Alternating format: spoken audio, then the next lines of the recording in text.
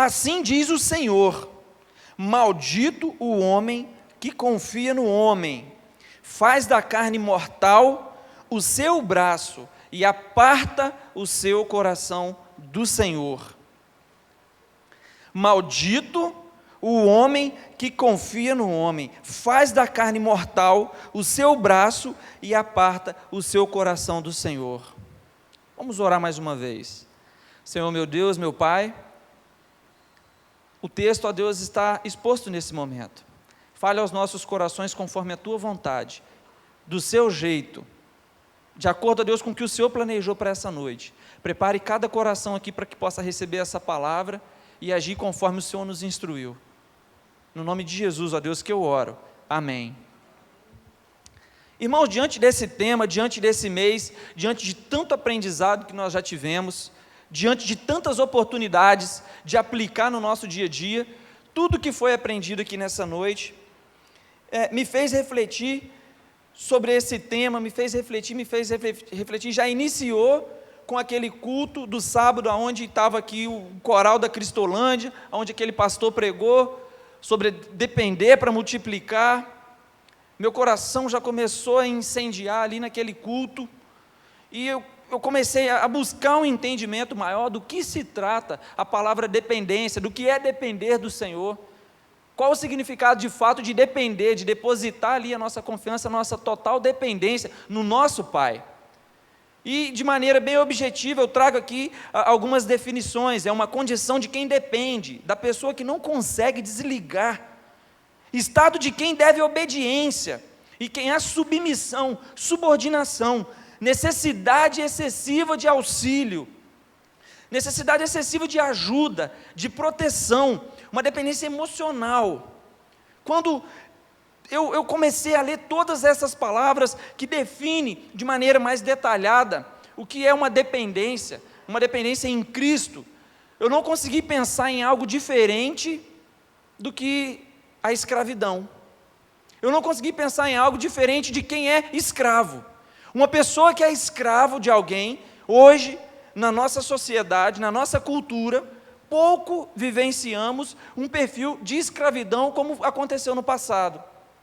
Mas, quando se fala de um escravo, para que um escravo possa ser dependente, para que alguém possa ter a posse de um escravo, um preço precisa ser pago. A pessoa vai e compra aquele escravo, a pessoa vai e compra aquele escravo para que possa trabalhar para ele, para que possa viver para ele.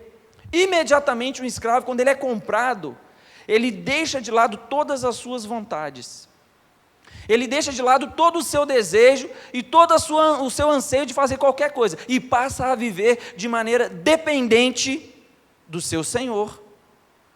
Eu quero iniciar com uma boa notícia, que hoje essa igreja está cheia de escravos, seja ela do pecado, ou seja ela escrava do Senhor. E quem define isso não é o Fernando. Deus, ele dá a oportunidade para cada um de nós, para que você tome a sua posição de escravidão. Ou você será escravo do pecado, dependendo do pecado. Normalmente, quando se fala de pecado, nós pensamos somente nos vícios, na qual a gente pode ver fisicamente. Mas eu estou falando de todos aqueles que nós temos dentro do nosso coração, guardado em secreto. Então, quando o Senhor começou a ministrar no meu coração, através desse texto, eu comecei a imaginar como nós somos independentes em algumas circunstâncias e deixamos de ser dependentes do Senhor. Quando nós temos posturas e ações independentes, automaticamente nós estamos sendo dependentes do pecado. Porque se nós não estamos sendo dependentes do Senhor, estamos agindo de maneira independente, agindo, caminhando conforme a nossa vontade, o nosso coração está inclinando para perdição, para maldição. Porque nós não sabemos o que é bom para nós mesmos. A palavra de Deus não diz que pedis e não recebeis, porque nós pedimos mal, nós não sabemos nem pedir. E hoje, dentro desse texto, nós aprenderemos a depender cada vez mais. Nós vamos aprender, e a decisão vai estar em nossas mãos, se iremos depender do Senhor e entregar nos seus braços as nossas vidas, as nossas decisões, ou se iremos continuar seguindo a nossa própria vontade. Tem um texto que eu gostaria que os irmãos abrissem junto comigo. Está lá em 1 Coríntios, no capítulo 7, no versículo 22. 1 Coríntios, capítulo 7, versículo 22. Para que nos desse um pouco mais de entendimento sobre o que é escravidão. Paulo, ele traz de uma maneira muito clara e de uma maneira muito objetiva. Primeira carta aos Coríntios, do capítulo 7, do verso 22.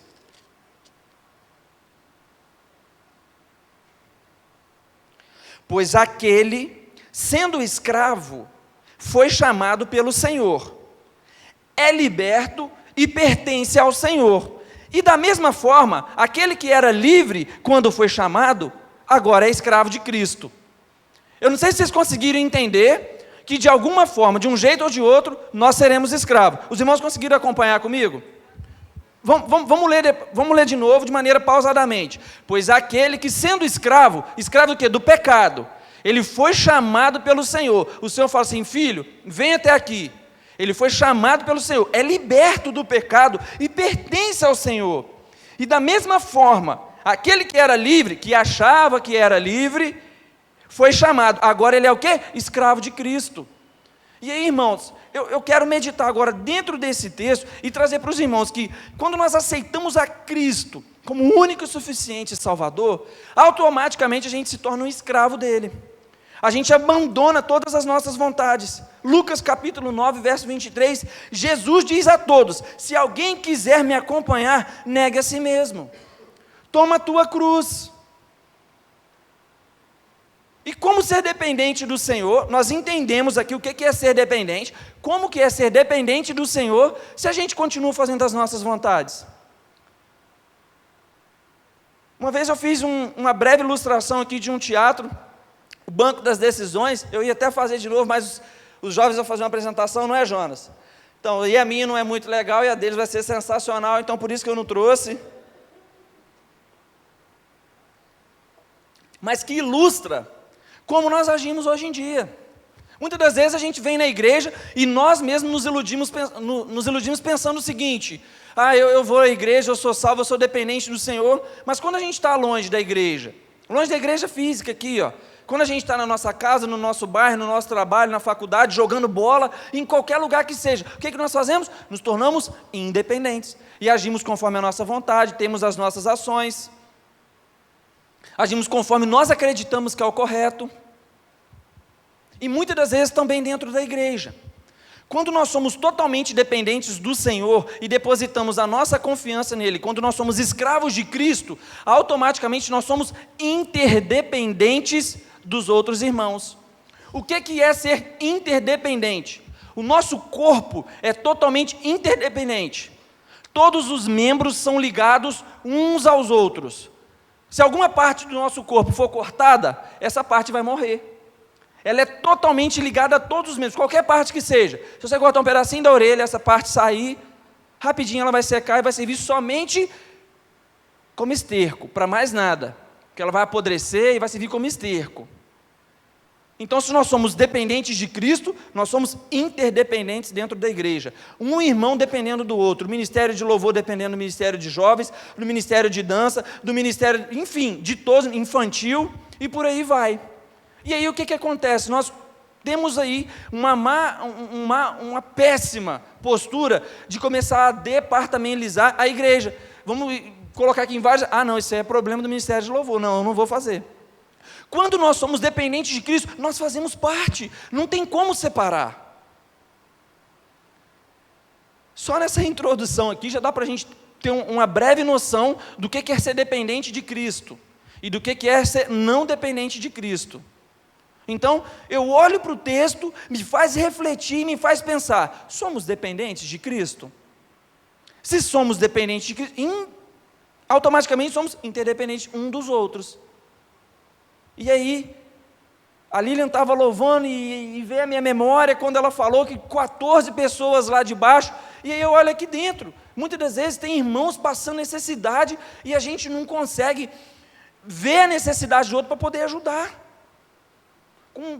trazendo um alimento ou até mesmo chegando para o irmão e falar, irmão, eu quero abençoar a sua vida. Se um membro, se está ligado, a todo o corpo está passando necessidade, o corpo inteiro sente, por menor que seja esse membro. Nós sabemos que diante de Deus somos todos iguais, mas eu estou fazendo analogia com o corpo humano. Se é o dedinho mindinho aqui da mão, ou se é o do pé, o menor que seja, se sente alguma dor, todo o corpo sente. Todo o corpo trabalha de maneira mútua para poder ajudar. O corpo humano, ele é espetacular e extremamente inteligente. Se um membro, se uma parte machuca e tal, todo o corpo começa a trabalhar de uma maneira para que aquela parte venha normalizar, venha ser curada. E assim também precisa ser a igreja. Mas eu não vou focar somente nisso nessa noite, para que nós não venhamos ficar presos somente no que é a dependência de Cristo. Eu quero trazer o contexto, eu quero trazer para os irmãos do porquê que Jeremias escreve isso. Jeremias está alertando o povo escolhido pelo Senhor. O contexto, o povo escolhido pelo Senhor já vinha há vários anos andando de uma maneira muito distante da presença. Chega um determinado momento, Deus vem a Jeremias e fala assim: eu te escolhi para que seja boca minha nessa terra. Jeremias vira para o próprio Deus e fala assim: Deus, eu sou muito novo, eu não sei nem falar, eu não sei conversar direito, eu sou chucro, eu vim de Batiba, eu não sei conversar direito, é porque eu sou de lá, tá, irmãos? Eu não sei conversar direito, como que eu vou ser profeta? E aí Deus vira para ele: ei, Jeremias, acorda, é eu quem vou te capacitar, as palavras na sua boca quem vai colocar sou eu, você vai ser apenas um instrumento. E ali no início eu já começo a ver o cuidado do Senhor. Muitas das vezes, eu não vou fazer isso porque eu não sei, porque eu não tenho capacidade, mas é o Senhor que vai te capacitar, meus irmãos. Se disponibilize. E aí Jeremias começa então a profetizar, começa então a dizer o que iria acontecer. Arrependa, povo, inclina o seu coração para a presença do Senhor, volte a tua face, para de adorar esses deuses, o Deus do dinheiro, para de adorar. E Jeremias começa a gritar por 23 anos. Quando chega nesse determinado momento, ele diz assim: assim diz o Senhor, maldito o homem que confia no homem. Por que ele está falando isso? Porque Jerusalém estava sendo ameaçada, e quando eles descobriram que a Babilônia estava querendo ir lá e derrotar aquele povo, o que eles fizeram?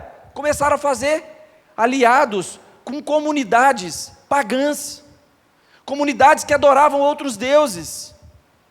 Eles se encontraram em dificuldade, ao invés de buscar a face do Senhor, o que eles fizeram? Começaram a buscar ajuda onde não deve, começaram a contar com a ajuda de quem não serve ao Senhor. Como que um ímpio vai poder te dar um conselho diante da palavra? Irmãos, se você está com algum tipo de dificuldade, se você precisa solucionar um problema, se você não sabe como agir, vem para a casa do Senhor e ora. Confessa com o irmão da igreja que vai orar junto contigo. Não vai buscar conselhos com o mundo, não, porque o fim não tem outro. E aí, o povo estava fazendo o quê? O povo começou a querer fazer aliados. Não, junta aqui com a gente para você poder nos defender. E aí o Jeremias falou: maldito o homem que confia no homem, faz da carne mortal o seu braço. A figura de linguagem aqui, o seu braço, que é como os homens guerreavam, não tinha armas, e aí era na pancada, era na espada, e era o braço que conduzia. Então, por que foi escrito com essa linguagem? Para que o povo tivesse um entendimento, não é com as próprias forças. Aí a gente tem um problema, às vezes até na igreja. Aos poucos aconteceu alguma coisa entre eu e o Igor aqui, e aí eu falo: meu Deus, agora eu tenho que chegar perto de alguém aqui, para eu poder falar que o Igor fez isso comigo, para eu fazer aliados aqui, e eu me Ei, isso não vem de Deus não, irmãos. Se em algum momento passou por isso, ou aconteceu isso, isso não vem do Senhor não. Chegou alguém perto de você, não, é que fulano, então vamos orar por ele. Chegou alguém para... Não, rapaz, você ficou sabendo o que aconteceu? Fulano falou: rapaz, aconteceu isso? Então nós vamos orar aqui agora por essa vida. Nós vamos pagar um preço por ela. Porque se esse membro não está saudável, a gente vai ter que trabalhar para que ele fique. Está claro para os irmãos? Sabe? E muitas das vezes, estando claro para o povo de Jerusalém, para o povo escolhido, eles não deram atenção ao que o profeta do Senhor estava dizendo. Se a gente continuar lendo lá na frente, Jeremias ainda vai falar para eles assim no final, quando Nabucodonosor já era o rei da Babilônia, e fala assim: olha só, vocês não me ouviram, agora vocês vão pagar um preço, 70 anos cativos pela Babilônia, são 70 anos, quantos que morreram lá na Babilônia?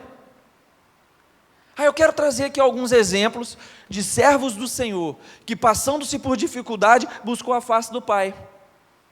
Vou falar aqui de Daniel, tem vários para poder citar, mas olha que incrível, a Babilônia foi mais ou menos nesse período, Daniel é contemporâneo de Jeremias, eles viveram na mesma época os dois viveram. Daniel Babilônia vem, derrota o povo do Senhor escolhido, e aí leva cativo. Aí primeiro eles levam os jovens mais sábios, aqueles que tinham maior conhecimento. Quem já leu o livro de Daniel sabe o que eu estou dizendo. Aí, quando chega lá, coloca Daniel para estudar, chega um determinado momento que Nabucodonosor tem um sonho. Ele vai e sonha, e fala assim: chama aí agora todos os magos aqui, para poder revelar o que eu sonhei. Como, irmãos, nós vamos saber o sonho das pessoas? Quantas vezes nas nossas vidas somos colocados em situações impossíveis de serem resolvidas? E aí os magos: não, rei, não tem como resolver isso daí, ninguém consegue resolver, isso aí não tem jeito, ninguém na face da terra. Aí Nabucodonosor falou assim: então já que ninguém resolve isso, vou matar todo mundo.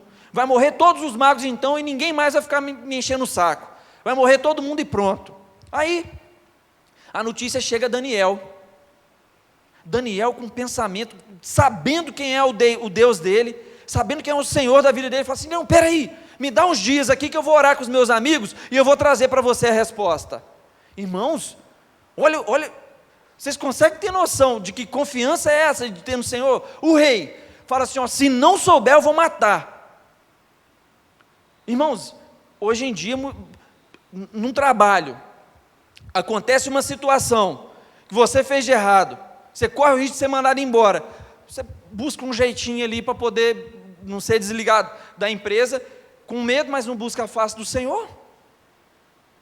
Na escola, ixi rapaz, vou falar de mim, não vou falar de outros não. Teve uma vez na escola que eu estudava em Alegre, minha mãe tinha uma dificuldade muito grande para pagar os estudos lá para mim, e ela pagava R$20 por semana, que era só o dinheiro que eu tinha para poder me alimentar lá. O negócio era meio apertado, mas o Senhor abençoava. E aí, passei de ano no primeiro ano, no segundo ano, no terceiro ano, eu estudei lá na escola técnica, era chamado de EAFA, Escola Agrotécnica Federal de Alegre. Quando chega no terceiro ano, fiquei reprovado em física. Que jeito que eu levo o boletim para minha mãe? Falei assim: agora eu estou no sal, 3 anos aqui. Quando eu fui para lá, muito jovem, toda a minha família falou assim: Arli, o nome da minha mãe é Arli, não deixa esse menino ir não, porque ele vai para lá e só vai ser usuário de droga. Ele vai para lá, ele vai ficar mais doido do que ele é, e enfim, e todo mundo, só minha mãe e minha irmã mais velha, que falou assim: não, vou dar um voto de confiança para esse menino. Primeiro ano, 100%, segundo ano, 100%, terceiro ano, fiquei reprovado em física. Menino. E aí, eu já tinha pagado a formatura, e tinha ganhado 15 convites. Cheguei em Batiba, fui convidado, convidei minha mãe, convidei minhas irmãs, meus tios, minhas primas que iriam lá na formatura comigo, e eu menti para minha mãe ali naquele primeiro momento. Falei: mãe, tá tudo certo, nós vamos lá para a festa, com medo de falar a verdade. Só que tinha uma última prova a se fazer, e quando eu fui fazer essa última prova, eu fui todo confiante, cheguei lá, fiz a prova, e aí no outro dia o professor falou assim: volta aqui no outro dia para eu poder te dar o resultado. Cheguei no outro dia, ele virou para mim e falou assim: não passou, você precisava, sua média era 7, você tirou só 4, não passou, está reprovado.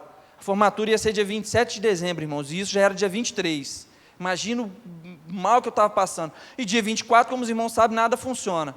E aí me bateu o desespero, e o professor falou assim: volta aqui amanhã para a gente conversar. Aí eu busquei o Senhor. Falei, Deus, não é possível que tudo aquilo que eles falaram de mim vai se cumprir aqui agora, e que realmente eu só vim aqui para gastar o dinheiro da minha mãe à toa, para envergonhar minha mãe. Não deixa ela ser envergonhada não, Senhor, me ajuda que vou tomar uma postura. Aí cheguei no outro dia na escola, 6 horas da manhã. Aí eu deitei na calçada assim, deitou um cachorro do meu lado. O cachorro, cara, deitou do meu lado, e eu comecei a chorar, e o cachorro me consolar. E eu, de fato, eu inclinei meu coração para o Senhor. Eu pedi para Ele ter misericórdia da minha vida ali. Quando eu cheguei na sala, o professor falou assim, aqui, eu olhei sua prova e você foi aprovado. Aí eu falei assim, mas como assim, rapaz? Eu vi aqui, não tinha tirado ele. Você quer que eu corrija de novo, ou eu dizer que você foi aprovado é o suficiente? Eu falei, fica com Deus. Então, eu tentei um jeitinho, eu tentei sair da dependência do Senhor, eu tentei andar em outros caminhos, mas o que me levou foi para a maldição. O texto está dizendo de maneira clara, nós vamos ver mais na frente, porque o melhor de tudo da palavra de Deus é que Ele identifica o problema, mas Ele sempre nos traz a solução. E aí, eu vejo o povo sendo alertado, o povo de Deus dizendo, Jeremias gritando, ei, confia no Senhor, e eles nem dão ouvidos. E quantas vezes, irmãos, Deus está falando com a gente, para confiar nele, a gente não dá ouvidos, a gente não toma uma postura, a gente não aplica, a gente não começa a viver verdadeiramente como a palavra dele diz. O maior erro do ser humano é ouvir muitos contos da Bíblia, ler coisas sobre a Bíblia, mas não ler a Bíblia. Essa é a nossa maior falha. A humanidade vem errando há séculos, há milênios, de ouvir falar sobre a Bíblia, mas não ler a Bíblia. Isso não pode acontecer, irmãos. Dando continuidade ao texto, assim diz o Senhor, maldito o homem que confia no homem, faz da carne mortal o seu braço e aparta o seu coração do Senhor. Irmãos, quem que está dizendo essa palavra? Presta atenção no detalhe do texto. Assim diz Jeremias. Não, quem escreveu foi Jeremias, mas quem está dizendo é o Senhor. Hoje, nessa noite, os irmãos estão entendendo que quem está trazendo essa mensagem não é o Fernando, é o Senhor que está bradando, ei, assim eu digo para você, não vai buscar forças com a comunidade pagã, não vai para o mundo tentar resolver do seu jeito, vem até mim que eu vou resolver da maneira correta. Quem está dizendo isso é o Senhor, e para que isso se cumpra, o nosso coração precisa estar inclinado para a presença dEle. Esse texto me fez lembrar de um homem, eu já estou acabando, irmãos, estou finalizando, George Miller. George Miller viveu no século XIX, ele nasceu em 1807, na Inglaterra aos 10 anos de idade. Os pais dele mandaram ele para poder fazer curso de teologia, para estudar aos 10 anos de idade. Dos 10 aos 20 anos ele fazia curso, ele era aplicado, mas ele não era convertido. Ele não era convertido ao Senhor. Naquela época, na região da Inglaterra, os grandes pregadores tinham uma remuneração considerável. E o intuito dos pais dele é que George Miller tivesse uma vida bem-sucedida, financeiramente, espiritualmente. Até que em um determinado momento, em um culto, que ele chegou na igreja e estava tendo um culto, e estava todos os irmãos de joelho orando, ele foi e colocou os joelhos no chão e começou a orar, e ali o Senhor alcançou o coração dele, e ele verdadeiramente começou a servir ao Pai. Ele começou a servir o Senhor de uma maneira verdadeira. George Miller foi um dos maiores missionários daquele tempo. E a história dele começa quando ele é consagrado a pastor. Em uma de suas viagens missionárias, ele fica repousado em um orfanato por 2 meses. O coração dele se enche de amor por aquele orfanato, e então na Inglaterra, em Bristol, ele então faz ali um orfanato e começa a cuidar de crianças. Só para resumir para os irmãos, aproximadamente 19.664 crianças nasceram e não nasceram, foram para aquele orfanato e cresceram naquele orfanato. George Miller nunca dependeu de 1 centavo do governo. Ele disse que a providência daquele orfanato seria do Senhor, o Senhor que havia prometido para ele. Na Primeira Guerra Mundial, a Inglaterra foi altamente atacada, várias pessoas morreram, várias. Bombardeios monstruosos. George Miller já tinha morrido. Esse orfanato tinha aproximadamente 300 janelas de vidro. Nenhum vidro foi quebrado e nem uma criança daquele orfanato foi atingida. Certa vez George Miller estava orando, a rainha da Inglaterra mandou chamá-lo. Ele falou assim: agora eu estou falando com o rei dos reis, ela pode me aguardar, o rei dos reis não. Quantas vezes abrimos mão da dependência do Senhor para buscar socorro? Nesse dia, se passado já na verdade alguns dias, ele estava conversando com seu amigo, já era tarde da noite, eles estavam orando, um dos seus braços apoiadores ali, e aí o seu amigo falou assim: Miller, amanhã não tem nada para essas crianças desse orfanato comer, vamos começar a procurar com alguém, pedir ajuda a alguém para trazer alimento. E aí ele vira e fala assim: quem me garantiu alimento todos os dias foi o Senhor, quem vai prover é o Senhor. No outro dia chega uma carroça lotada de pão, lotada, e aí aquele homem amigo de George Miller não acreditando, falou assim: mas de onde veio esse pão?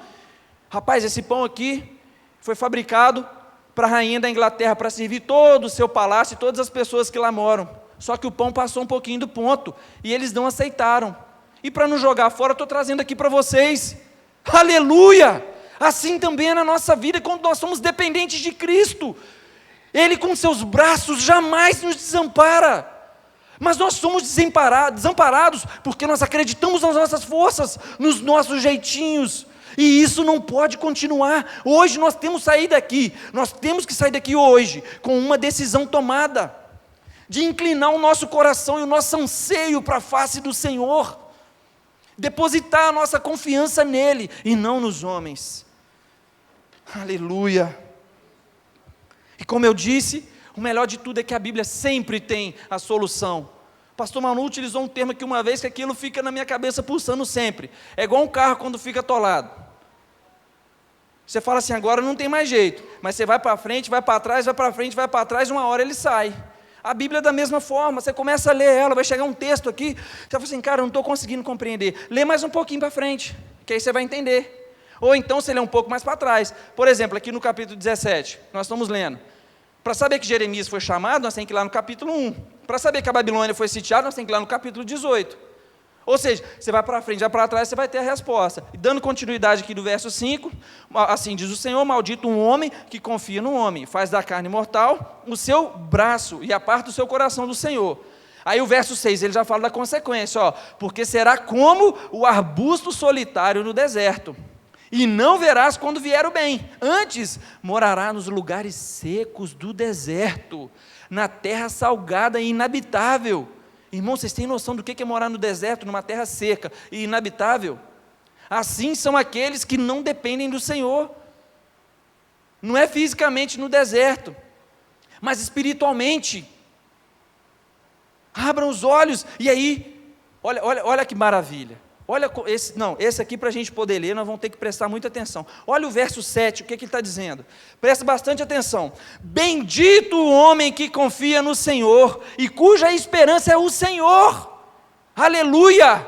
Bendito o homem que confia no Senhor, e cuja esperança está no Senhor, porque ele é como a árvore plantada junto às águas. Olha a explicação: porque ele é como as árvores plantadas junto às águas, que estende as suas raízes para o ribeiro, e não receia quando vem o calor, mas a sua folha fica verde. Eu falei até mais, está vendo como que... eu falei até mais assim que, sua folha fica verde, e no ano de sequidão não se perturba, nem deixa de dar fruto. Irmãos, aleluia, aleluia, olha que palavra tremenda. Isso porque nós lemos 4 versículos da palavra de Deus. George Miller, que é esse homem que cuidou desse orfanato, para vocês terem ideia do legado que ele deixou, aproximadamente 20 mil crianças, 20 mil, ele investiu uma vida nisso. Qual legado nós temos deixado? Sabe, isso me incomoda, de não saber qual o legado que nós temos deixado. E aí, eu começo a falar: cara, eu preciso fazer alguma coisa diferente. O que eu preciso fazer? Eu olho de novo, eu olho para quem? Eu olho para Cristo. Às vezes fica distante. Aí eu leio um livro e vejo a vida de George Miller. Ele leu a Bíblia 200 vezes. 100 vezes foi de joelho.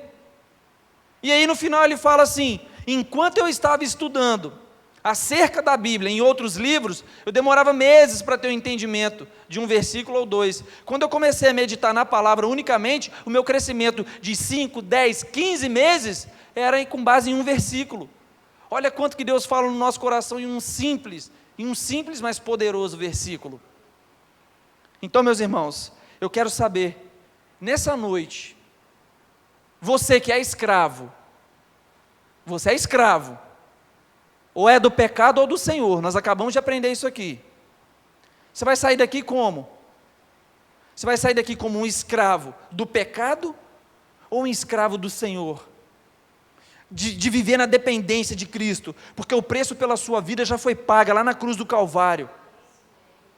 Você já foi comprado por um alto preço, um preço irrevogável.